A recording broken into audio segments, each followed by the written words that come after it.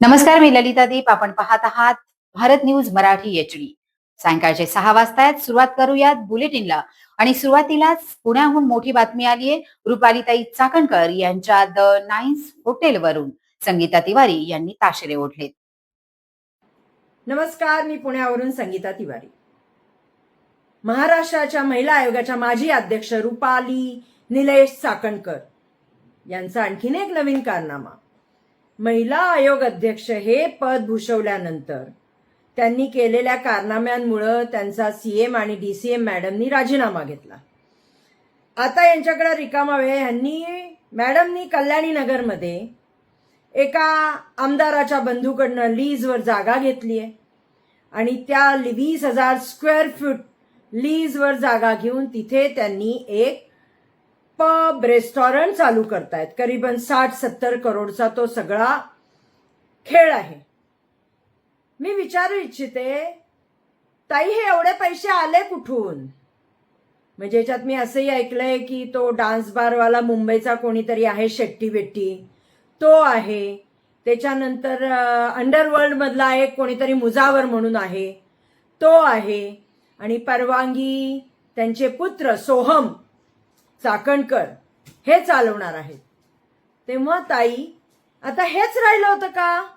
म्हणजे त्या मुंबईचा त्या शेट्टीने खेळ खंडोबा केला, त्या महिला नाचवलं तिथं, त्या बारबाला डान्स हे सगळे त्यांनी केले आणि देवाभाऊंनी ते त्याचं सगळं तिथं बंद केल्यानंतर आता हा बाबा तुमचा आधार घेऊन पुणे नाचवताय का?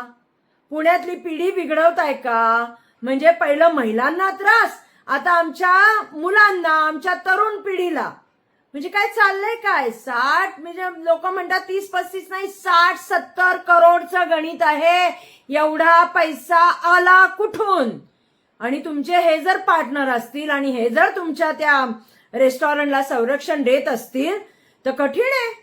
म्हणजे हा तुमचा प्लॅन जेव्हा तुम्ही पदावर होता तेव्हाचा होता का या दोघांना कोणत्या केसमधनं आपण सोडवलं म्हणून हे लोक तुम्हाला जॉईन झाली माहिती नाही. पण आता आम्ही ही माहितीच्या अतिघरात सगळी माहिती घेणार आणि ती डिक्लेअर करणार.